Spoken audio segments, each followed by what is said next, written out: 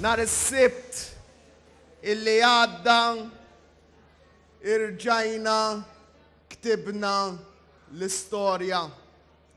Kien b'dan il-mod li l-Prim Ministru Joseph Muscat fisser ir-rebħa storika li kiseb il-Partit Laburista fl-elezzjoni tal-Parlament Ewropew. Il-Prim Ministru jqis li dan il-poplu reġa' qam u għalli lajta ta' senilu dik ta' Malta tagħna l-koll għadhem sal-lum.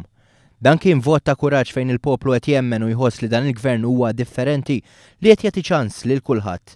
Filwaqt li rrikonoxxa r-riżultati pożittivi li kiseb il-Partit Laburista fin-naħa t'isfel fiċ-ċentru ta' Malta u f'Għawdex, il-Prim Ministru għalli qed irid jara qalbit storiċi wkoll fin-naħa ta' fuq ta' Malta. Fis-snin li ġejjin irid nara l-Partit Laburista jkun il-partit tan-nies tan-naħa ta' fuq kollha tal-pajjiż b'maġġoranza assoluta, maġġoranza assoluta. Il-Prim Ministru qal li dan il-moviment irnexxielu jeleġġi 3 deputati Għawċin li kienu parti mis-saħħa tal-bidla f'Għawdex ukoll.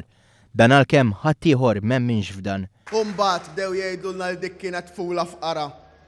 Bdew jgħidulna li dak kien skerz li qatt ma jista' jerġa' jiġri. Illi Għawdex ħajerġa' lura f'Oxortu. Ħadd ieħor mar lura f'Oxortu. Intant il-Prim Ministru rrefera għal dak li qal Simon Busuttil f'intervista li kellu meta talab lill-poplu Malti biex iħallilu tieqa mbexqa minn fejn jista' jgħaddi. Issa jien ma nafx intom qatt ma dħalt għand ħadd mit-tieqa, jien dejjem ħabbatt il-bib biex nidħol għand xi ħadd.